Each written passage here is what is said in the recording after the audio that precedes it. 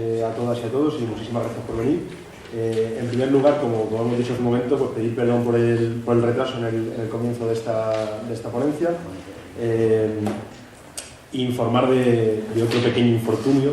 El compañero Gustavo Trista del Todo, consejero político de la Embajada de Cuba en España, ha tenido que marchar a La Habana por asuntos familiares y no va a poder participar. Hemos intentado hasta último momento sustituirlo por otra persona, pero no ha sido posible.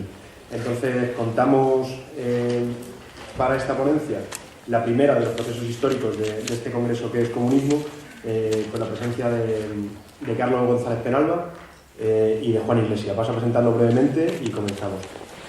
Juan Iglesias es licenciado en Ciencias Políticas por la Universidad Complutense de Madrid. Ha sido secretario de la Unión de Juventudes Comunistas de España desde 2005 a 2010 y en la actualidad, entre otras militancias, es vicepresidente de la Asociación Amistad Hispano-Cubana Bartolomé de las Casas, la asociación más antigua de solidaridad con Cuba y amistad con Cuba de nuestro país. Por otro lado, Carlos Penalba es de la Asociación Cultural Wenceslao Roces, es director de la Fundación de Investigaciones Marxistas en Asturias, editor jefe de Nuestra Bandera, que recientemente, viene muy bien de contarlo, ha editado este número en el que se recogen los lineamientos y los debates del sexto congreso del Partido Comunista Cubano, y colabora con distintas revistas cubanas, como pueden ser la revista de Ciencias Sociales del Instituto de Filosofía de La Habana o la revista de Filosofía de Cuba, en este caso digital. Así que nada, dicho esto, pasamos a la ponencia de Juan Iglesias, que intervendrá en primer lugar con su ponencia del socialismo en Cuba, trayectoria y peculiaridades. Así que le cedo la palabra. Gracias. Bueno, lo primero, asumir el retraso como responsabilidad mía y pediros también las perspectivas disculpas.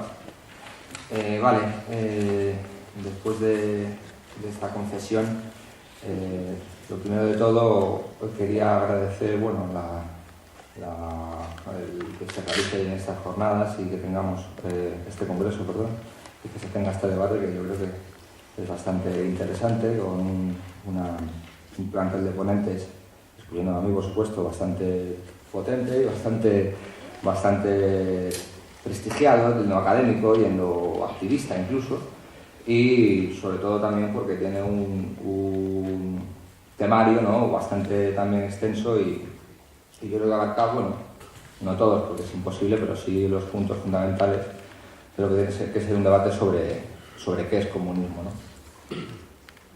Mi ponencia, en principio, quería hacer una aclaración preliminar, unas cuantas aclaraciones preliminares.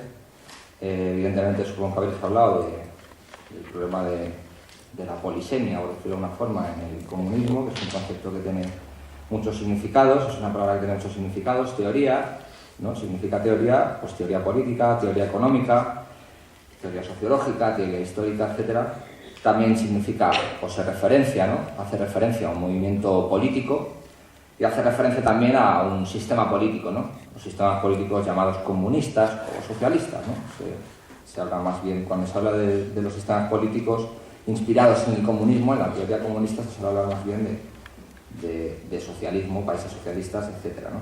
Bueno, esta intervención aborda principalmente el comunismo como sistema político, ¿no?, en el marco de un proceso histórico concreto, que es el proceso de la Revolución Cubana. Por tanto, pues como su propio nombre indica, el de la ponencia, voy a hablar de socialismo más que de comunismo, ¿no? Es decir, del sistema político y el proceso político de cambio, de inspiración socialista que vive Cuba desde 1959, ¿no?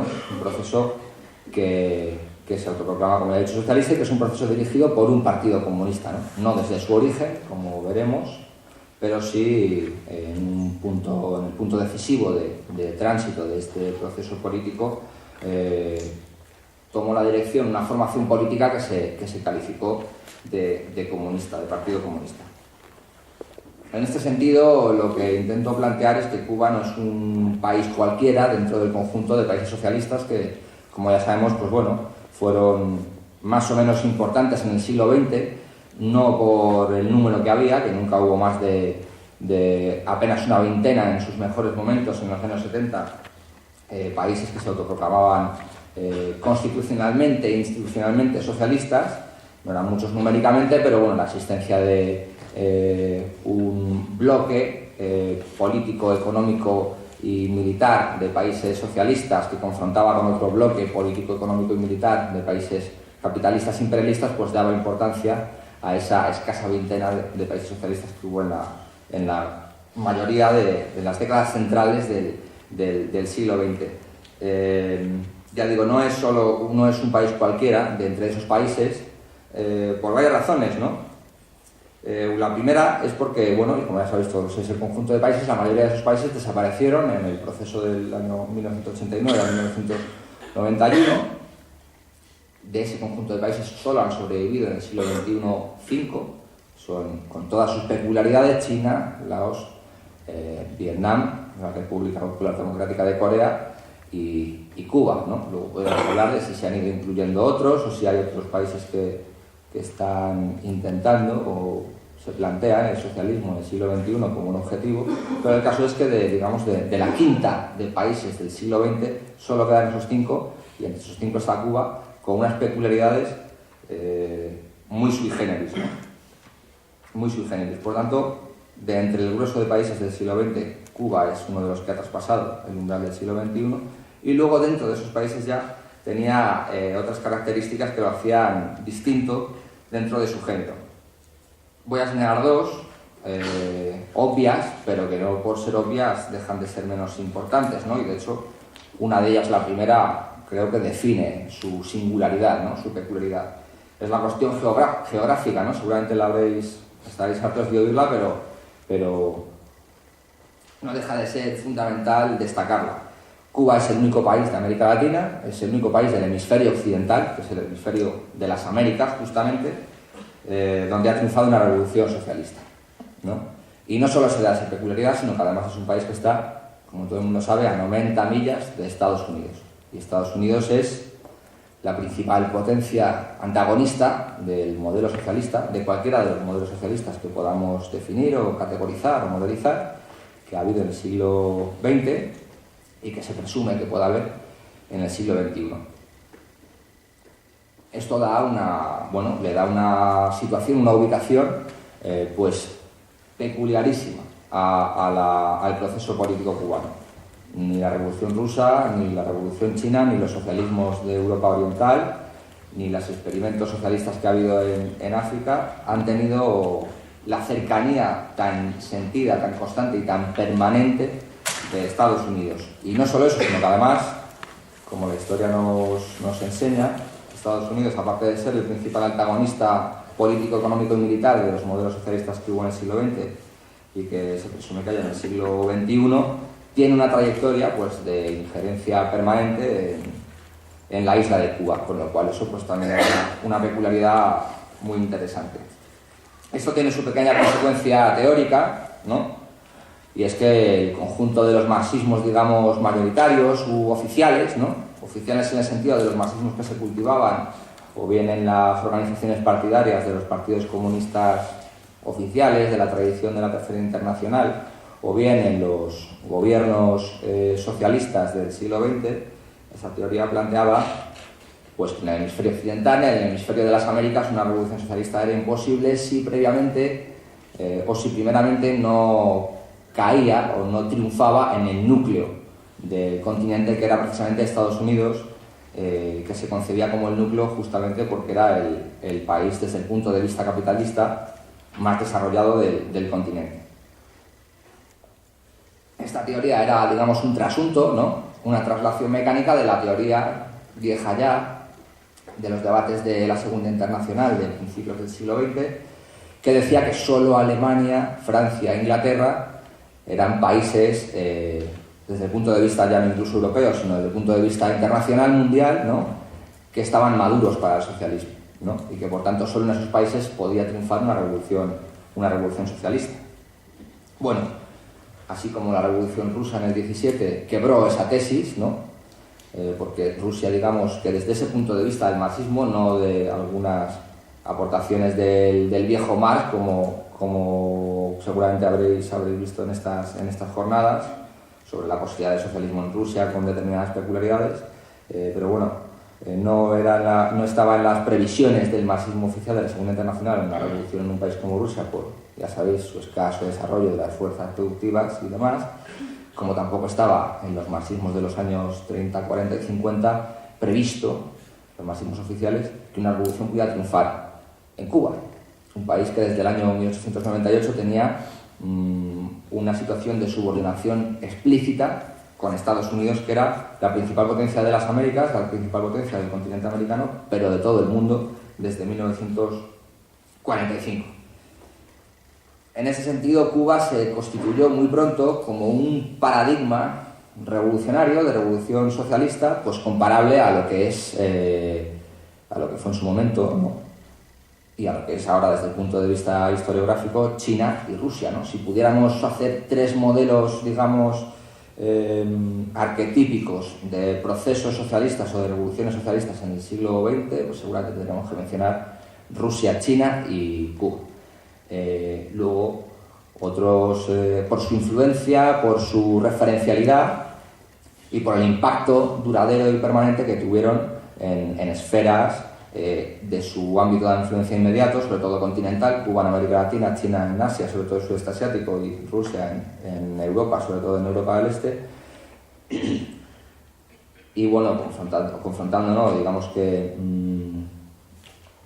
haciendo que orbitasen otros modelos alrededor suyo, que algunos pues consiguieron cierta independencia, pero digamos que siempre bajo la órbita de estos tres, que fueron pues otros como pues Yugoslavia o Vietnam o la experiencia de Chile, etcétera, etcétera. Entonces serían los tres arquetipos, digamos, más sólidos de socialismos del siglo XX, y Cuba, ya digo, estaría entre esos tres, lo cual ya es una peculiaridad bastante gorda, porque si se compara la dimensión y la importancia geográfica y el potencial o potencialidad económica que pueden tener o que podían tener Rusia y China con la que tiene Cuba, bueno, la desproporción es abismal, ¿no? Con lo cual uno lo primero que tiene que hacer es preguntarse cómo es posible que Cuba se haya establecido como un arquetipo de proceso revolucionario, de proceso socialista, a la altura de estos otros dos que acabo de mencionar, ¿no? Bien, yo creo que señaladas estas precondiciones, ¿no?, que ya nos sitúan un poco en el marco, pues podemos señalar otros factores más concretos que definen y que determinan la peculiaridad cubana, ¿no? El factor clave, seguramente, desde mi punto de vista, es el antiimperialismo, ¿no? Creo que es el antiimperialismo lo que permite a la revolución cubana transitar de un primer momento muy breve, de apenas 2 años, de ser una revolución que se concibe a sí misma como continuación y como consumación de las tradiciones nacional libertadoras del país, transitar de una forma pues bastante rápida y con un elemento clave que luego me referiré a él, transitar, ya digo, de una revolución de tipo nacional libertador a una revolución de tipo socialista, ¿no? En un principio, ya digo, Cuba pues marca una continuidad con las guerras de independencia del siglo XIX, la guerra de los 10 años, la guerra chiquita, una guerra que duró apenas 1 año y que la llaman chiquita los cubanos, y la llamada guerra necesaria o guerra de la independencia, que es lo que aquí solemos llamar pues guerra hispano-norteamericana o hispano-estadounidense, ¿no? En un principio la revolución cubana se concibe a sí misma y se reconoce como una continuación y consumación de esas luchas, y en poco más de 2 años, ya digo, se declara una revolución socialista y democrática, ya sabéis, de los humildes, para los humildes y por los humildes, según la declaración de Fidel Castro en la jornada previa a los combates de Playa Girón en abril de 1961. Es obvio que aquí la cuestión geográfica juega un papel esencial. Si no se hubiera dado la cercanía de los Estados Unidos, si no se hubiera dado, porque no es una cuestión objetiva, es una cuestión bien subjetiva, si no se hubiera dado la reiterada y sistemática pretensión de los Estados Unidos de conducir el proceso cubano, ya fuera el de 1898 o el de 1959, hacia sus propios intereses particulares, hubiera sido, bueno, bastante cuestionable, bastante distinto, muy distinto, que el proceso cubano hubiera transitado tan directamente hacia el socialismo como transitó, ¿no? Pero me gustaría resaltar eso, no es solo una cuestión objetiva, geográfica, de que Estados Unidos esté cerca de Cuba, ¿no? Es una cuestión también de voluntad política, ¿no? Es una cuestión de que la geografía lo que ha hecho es potenciar una política concreta, decidida por las élites oligárquicas norteamericanas, ¿no? Una política concreta caracterizada por el nulo respeto a la soberanía de Cuba, no es algo de ahora, es algo, ya digo, desde 1898, y por el carácter incompatible tenido por la oligarquía estadounidense entre los contenidos sociales del proceso cubano, que siempre han estado presentes de una forma más o menos tímida, ¿no? Los procesos del siglo XIX, una de las reivindicaciones más sentidas y que de hecho además marca la imposibilidad de un acuerdo con España como potencia colonial, era la abolición de la esclavitud, ¿no? Y la elevación del nivel de vida del pueblo cubano en general. Ya digo, los contenidos sociales siempre presentes, más o menos tímidos en los procesos cubanos, la oligarquía estadounidense siempre los ha concebido como antagónicos, como antitéticos con sus propios intereses particulares en la isla. Esa voluntad política, esa política concreta de los Estados Unidos, alimentada por supuesto por su cercanía geográfica, es el factor clave para mí del antiimperialismo cubano, y es el factor a su vez clave del tránsito rápido, vertiginoso y casi fatal, ¿no? del proceso cubano hacia el socialismo, ¿no?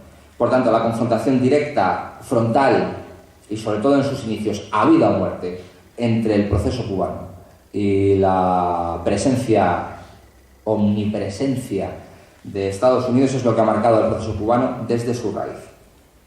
No voy a extenderme en la secuencia de acontecimientos, pero sí me gustaría señalar alguno, pues bueno, digamos clave. Ya sabéis que la revolución se entiende que se consuma, ¿no? El 1 de enero de 1959, el 3 de marzo ya hay una intervención pública gubernamental en la compañía de teléfonos con respecto a, bueno, pues a las tarifas y a los precios. Eso ya va mellando un primer monopolio presente en la isla de los Estados Unidos.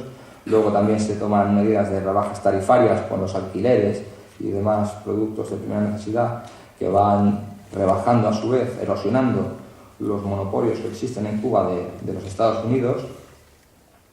Pese a ello, en abril del 59 hay una visita de Fidel Castro a Estados Unidos, esa famosa visita en la que proclama en inglés "nosotros no somos comunistas" y se reúne con el vicepresidente Nixon. Hay una primera reforma agraria en mayo del año 59 y bueno, pues enseguida, ¿no? en esta segunda parte del año 59, después de esas primeras medidas, ya hay una serie de informes de movimientos, ¿no? en Estados Unidos que después, en la primera mitad de los años 60, van a ir desplegando una serie de medidas de contrapeso, de recelo primero y luego ya de confrontación directa con el proceso cubano, ¿no? El 4 de marzo del 60 es el estallido del barco La Cubre, que supone, digamos, la primera crisis entre Estados Unidos y Cuba. Es un atentado que el gobierno cubano culpó unilateralmente a Estados Unidos. En mayo del mismo año del 60 se establecen relaciones diplomáticas entre Cuba y Estados Unidos. Ya previamente había habido una visita del alto diplomático soviético Mikoyan a la isla, y ahí ya es cuando sufre un despegue la confrontación directa, y el proceso, la verdad, es que es vertiginoso. Hay una confiscación de la Texaco, de la Shell y de la ESO y otras empresas petroleras de electricidad y telefonía de Estados Unidos en Cuba en agosto del 60. Se tiene lugar la primera declaración de La Habana, donde Fidel Castro expresa el derecho de los pueblos a la nacionalización de los monopolios extranjeros presentes en cualquier país dependiente. En octubre hay una nacionalización de la banca y de más de 300, casi 400 empresas norteamericanas en la isla. Ya en octubre, a finales de octubre, hay un primer bloqueo, una prohibición expresa de toda exportación de Estados Unidos a Cuba. El 3 de enero es la última medida de las últimas medidas que toma el presidente Eisenhower, hay una ruptura de relaciones con Cuba. Y ya finalmente, en abril del 61, pues bueno, hay un bombardeo de aviones norteamericanos a posiciones de defensa estratégica cubanas el 15 de abril, y ya el 16 de abril es cuando como he dicho antes, la revolución cubana se reconoce, se autoasume como revolución socialista, ¿no? Y ya, por decirlo de alguna forma, ahí está, pues bueno, pues ya todo el tablero de relaciones entre Cuba y Estados Unidos más o menos definido, ¿no? Solo reseñar ya lo último en este retaíla de fechas que os he dado, el establecimiento del bloqueo, digamos, en su forma más longeva, ¿no? La que se ha desarrollado hasta el endurecimiento de las leyes de los años 90, Torricelli y Helms-Burton, que fue en febrero del 62, y luego, claro, hay que reseñar la crisis de los misiles de octubre del 62 también, ¿no? ¿Qué nos señala esta cronología? Bueno, nos señala, ya digo, un proceso que vertiginosamente transita al socialismo por la confrontación directa con la principal potencia imperialista que existía en ese momento, y por otro lado, que no se detiene ahí, sino que incluso esa confrontación lleva al mundo, ¿no?, a una situación límite, como fue la crisis de los misiles del año 62, ¿no?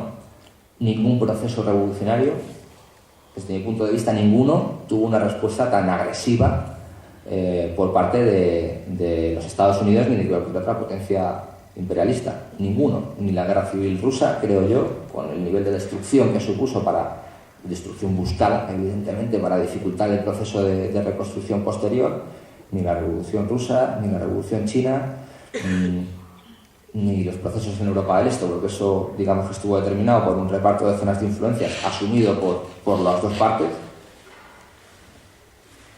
ni ningún otro que se haya dado en el siglo XIX, ni en el siglo XX, ni en el siglo XXI.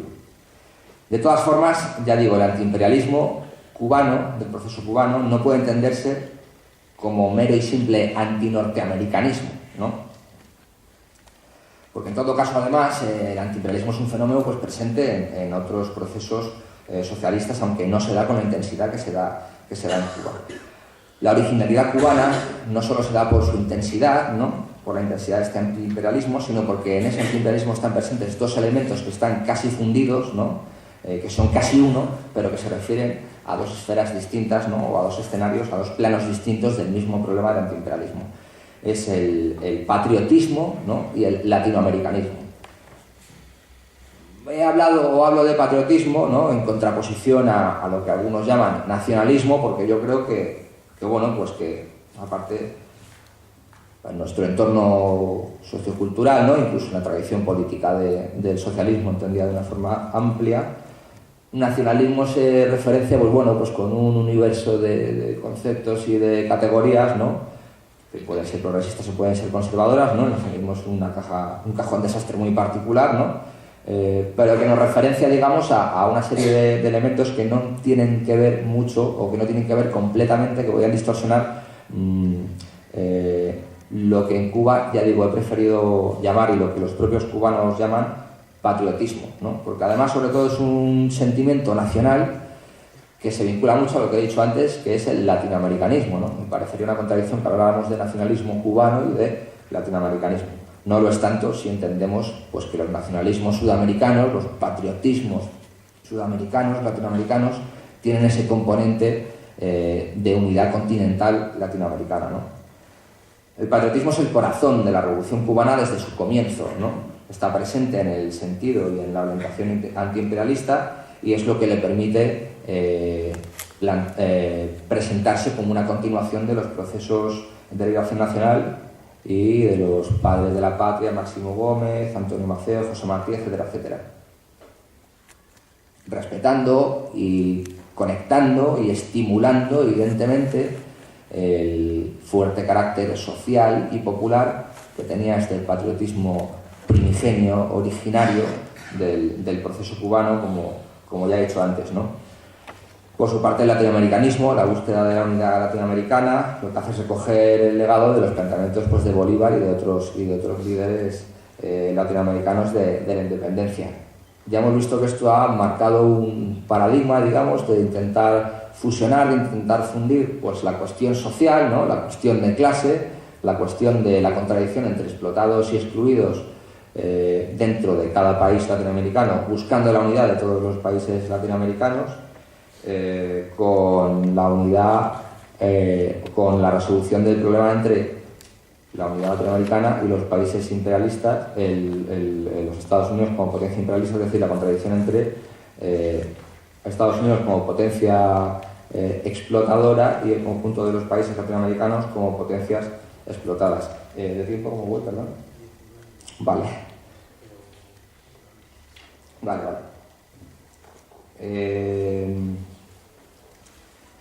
Bueno, pues este latinoamericanismo, ya digo, este latinoamericanismo fundido con el patriotismo es un elemento clave diferenciador de los antiimperialismos que pueden estar presentes en otros procesos socialistas, ¿no? Los procesos socialistas del siglo XX han sido muy tendentes a discursos nacionales muy fuertes, ¿no? Digamos que al final se asentó mucho la teoría de las vías nacionales al socialismo, pero ninguno como el cubano ha tenido esas características especiales de intensidad en su antiimperialismo, sentido patriótico fuerte, vinculando además con los precedentes revolucionarios anteriores, y ya digo, ese sentido de la unidad continental, ¿no? Los procesos rusos o chinos escasamente se han referenciado en los líderes nacionales previos a sus revoluciones socialistas respectivas, ¿no? Solo en momentos muy breves, por ejemplo en Rusia, en la Segunda Guerra Mundial, los dirigentes soviéticos hablaban de los grandes héroes del sentido patriótico nacional ruso, ¿no? Del sentido gran ruso, ¿no? Aunque luego sí que habría sí que estuvo presente ese sentido nacional también en la Unión Soviética y lo está en China, pero ya digo con otras connotaciones y con otros precedentes, ¿no? Con otros significados.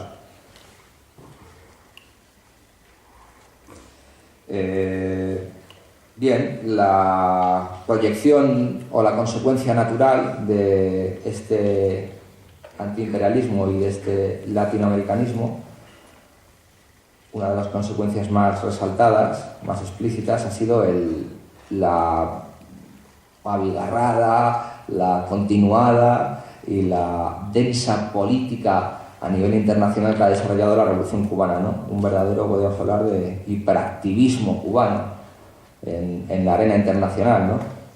Sobre todo, ya digo, teniendo en cuenta que estamos hablando de un país, pues bueno, pues con unas dimensiones limitadas, con una ubicación muy particular y con unas potencialidades económicas ciertamente limitadas, ¿no? Si tenemos en cuenta esos condicionantes, pensar luego en el hiperactivismo que ha desplegado Cuba en la arena internacional desde el año 59, la verdad es que es bastante sorprendente, ¿no?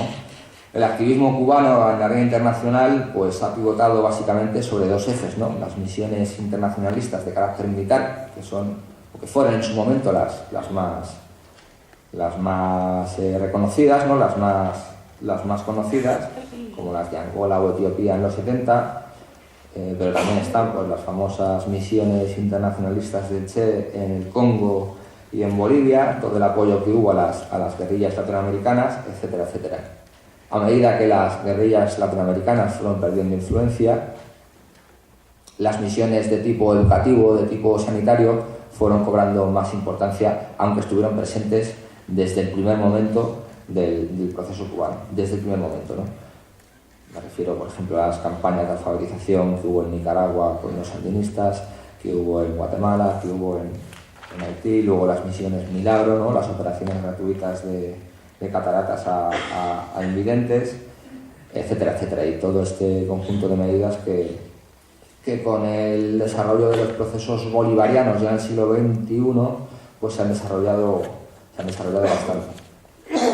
Otro elemento, también con un concepto, con una etiqueta un poco polémica, ¿no? El humanismo, por decirlo de alguna forma, ¿no? El sentido moral de la revolución cubana, del proceso cubano, su idealismo, su romanticismo, también se ha hablado mucho, ¿no? Una expresión bastante también polémica, ¿no? Por lo que tiene también de intentar quitarle mordiente, ¿no? al proceso. Ha sido una de sus características y bien distinta a lo que siempre se ha tenido, pues bueno, pues como la frialdad, por decirlo de alguna forma, de los procesos sobre todo de la Europa del Este, ¿no? Los debates, por ejemplo, en Cuba sobre el modelo económico, que han sido debates permanentes, ¿no? Desde el origen, desde el principio de la Revolución, y luego Carlos se referirá, creo, bastante extensamente a ellos, siempre han tenido un elemento, siempre han tenido una beta de el sentido moral, de la dirección consciente, de la dirección ideológica, ¿no? Del contenido ideológico, de la dirección de la política económica, de la configuración del modelo económico, en el socialismo cubano. Yo creo que tampoco existe en este punto un país socialista que haya dado tanta importancia a la cuestión de los estímulos morales, del trabajo voluntario y de la cuestión de la educación del debate del nuevo hombre socialista, que no es un debate que se invente en Cuba, ¿no? Es un debate previo, es un topic socialista desde sus propios orígenes, ¿no? Pero en Cuba ha tenido una dimensión y una densidad pues muy intensa, ¿no? El Che jugó un papel importante en ese debate, sobre todo en el debate sobre el modelo económico de los años 63 y 64, donde tomaron parte pues intelectuales marxistas europeos, pues como Mandel o como Bettelheim.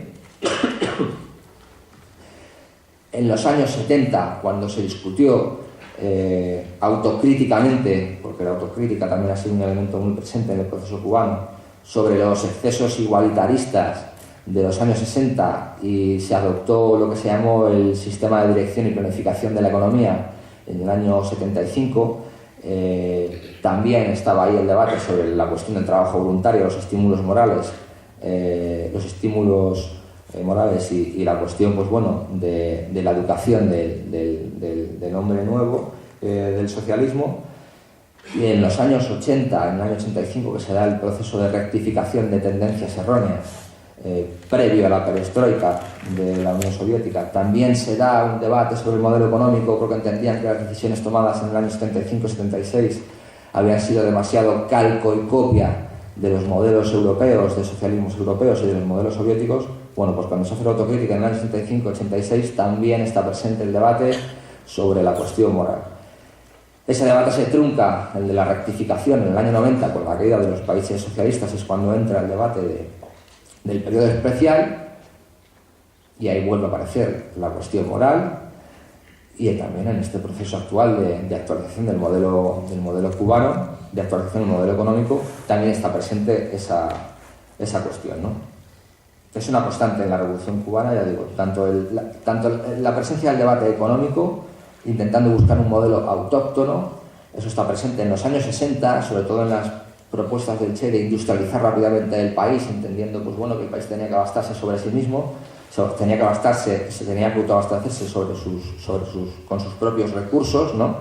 Política que fue un fracaso, bueno, pues fue uno de los primeros fracasos económicos de la revolución. Pensemos que Cuba no se inscribe en el CAME, ¿no? En el bloque económico socialista, hasta el año 70 o 71, creo. Por lo tanto, durante los 10 primeros años, digamos que estuvo económicamente haciendo tratados económicos preferenciales con la Unión Soviética, pero no estaba inserta en el bloque económico comercial de los países socialistas.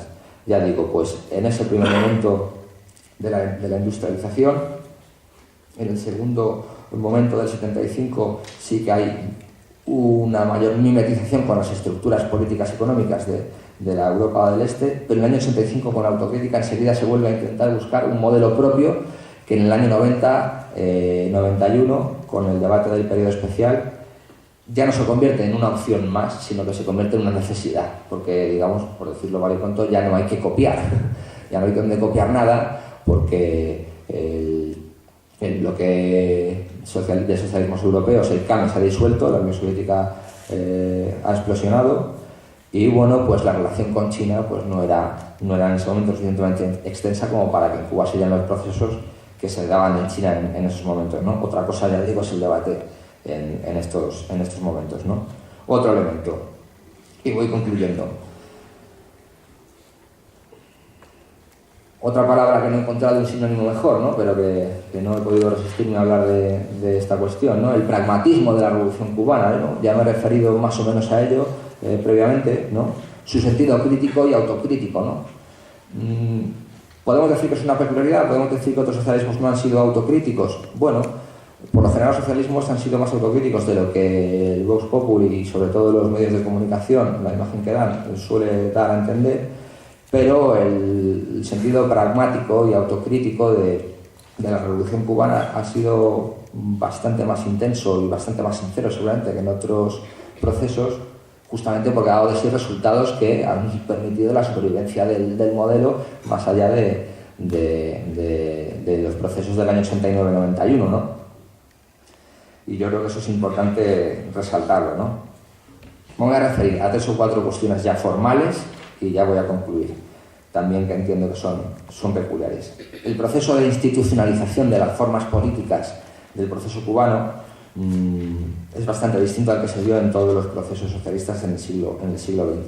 Pensar que la Revolución cubana es la única del siglo XX que no fue dirigida por un partido de inspiración marxista, ¿no? Sino que fue dirigida por un grupo guerrillero de una ideología que en un principio el Partido Comunista Cubano, el primero que existió allí, que era el Partido Socialista Popular, se llamaba así en ese momento, y la propia dirección soviética consideraba ideológicamente confusionista y bueno, pues radical, pequeño burgués, ¿no? Era como se consideraba al movimiento 26 de julio por el comunismo oficial en un principio. Este movimiento 27 de julio enseguida hace una alianza con el Partido Socialista Popular, que era el partido, ya digo, el primer partido comunista cubano, pero no se constituye un partido comunista cubano que dirija el proceso y que se homologue con los partidos gobernantes que había pues en la Unión Soviética o en China, etcétera, hasta el año 65, con el establecimiento del primer comité central del PCC, ¿no? Y además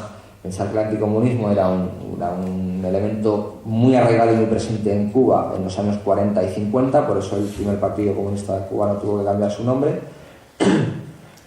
Y bueno, pues el acto donde Fidel Castro en el Teatro Chaplin, creo que es en el año 65, presenta el comité central y le pregunta, ¿no? Es bastante célebre esa escena, le pregunta al auditorio cómo quieren que se llame el partido, pues todos gritan comunista, comunista, ¿no? La verdad es que es bastante un aquelarre, ¿no? De lo que había sido hasta entonces las declaraciones oficiales de la dirección cubana, desde el 59 hasta el 61, diciendo que ellos no eran comunistas, que entre sus filas no había marxismo, además.